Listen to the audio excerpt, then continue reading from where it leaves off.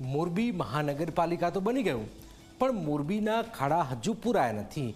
ચોમાસું આવે મોરબીમાં ખાડાનું સામ્રાજ્ય આવી જાય છે।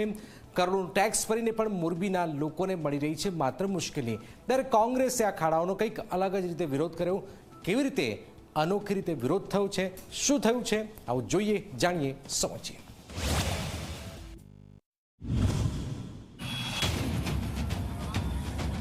આ મહાનગરપાલિકાના તંત્રનું ધ્યાન દોરવા માટે આજે કોંગ્રેસ પરિવાર દ્વારા અહીંયા ખાડાનું પૂજન કરવામાં આવે છે। ભારત માતા કી જય। મોરબી ગુજરાતનું ઔદ્યોગિક શહેર જે હવે મહાનગરપાલિકાનું ગૌરવ ધરાવે છે, પણ શું ખરેખર મોરબીની જનતાને આ ગૌરવનો લાભ મળી રહ્યો છે? ચોમાસું આવ્યું અને શહેરના રસ્તાઓ ખાડાઓના સામ્રાજ્યમાં ફેરવાઈ ગયા। રોડ પર ખાડા છે કે ખાડામાં રોડ એ સમજાતું નથી। 12 મહિનાથી સતત એક જ ધારો રોડ કે જ્યાં બહુ ખાડા થઈ ગયેલા છે, માણસો અથડાય છે, પડે છે અને 12 મહિનાથી એક જ ધારી પરિસ્થિતિ કે આવે ત્યારે ખાલી ખાડા બુરાઈ જાય છે, 8-10 દી 15 દી રહે છે, પાછું હતું એ નહીં। એટલે કંઈક વ્યવસ્થા સારી કરે તો સારું હવે તો। મોરબી નગરપાલિકા હતું ત્યારે પણ ખાડાઓની સમસ્યા હતી અને આજે મહાનગરપાલિકા બન્યા પછી પણ સ્થિતિ જેની તે। ઉપરથી ટેક્સનો બોજ વધ્યો, પણ રોડ, પાણી, લાઇટ કે સફાઈની સુવિધાઓ હજુ ઝીરો જ છે। આ ખાડા માત્ર સુવિધા નથી, પણ વાહન ચાલકો માટે જીવલેણ સાબિત થઈ શકે છે। આ રસ્તો ઘણા ટાઈમથી બેસમાં હાલતમાં છે, આમાં ખાડા બડા જબરા છે।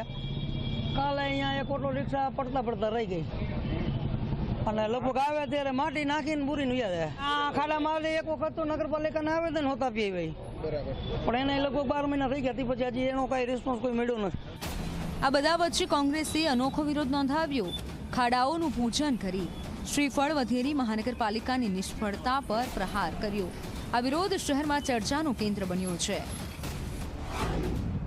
આજની તારીખે થોડા એવા વરસાદની અંદર મોરબીના તમામ રસ્તાઓ ભાંગીને ભૂકો થઈ ગયા છે, ત્યારે મોરબી શહેરના લોકોને જે તકલીફ પડી રહી છે એ પીડાને વાચા આપવા માટે અમે એક પ્રતિકાત્મક વિરોધ કર્યો છે, અનોખો વિરોધ કર્યો છે, ખાડાની પૂજા કરી છે। જો આમ કરીને પણ ભગવાનને પ્રાર્થના કરીએ છીએ કે મોરબી મહાનગરપાલિકાના સત્તાધીશોને, અધિકારીઓને ભગવાન સદબુદ્ધિ આપે અને મોરબીના લોકોને જે મુખ્ય પ્રશ્ન છે રસ્તાનો, એ પ્રશ્ન રિસર્ફેસિંગ કરીને રસ્તા ખાડા બુરીને એને સારો રસ્તો આપવામાં આવે। જો મહાનગરપાલિકા દ્વારા કામગીરી નહીં કરવામાં આવે તો આ તમામ વેપારીઓને આપના માધ્યમથી અમે અપીલ કરીએ છીએ કે અમારી સાથે જોડાઓ, આવો અમારી સાથે ખુલીને આ લડત કરો।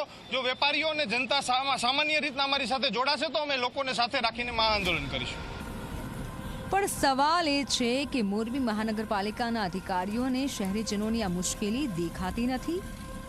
ઝી24 કલાકના સંવાદદાતાએ જ્યારે અધિકારીઓનો સંપર્ક કર્યો તો તેમણે કેમેરા સામે બોલવાનો સ્પષ્ટ ઇનકાર કરી દીધો।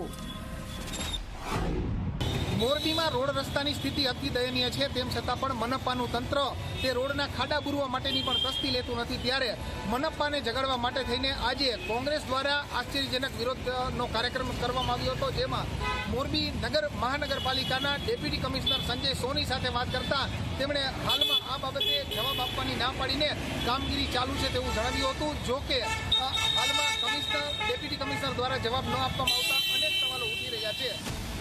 મોરબીના રસ્તાઓની આ દયનીય સ્થિતિ માત્ર ખાડાઓની વાત નથી, પણ શહેરની વ્યવસ્થાઓની નિષ્ફળતાની ગાથા છે।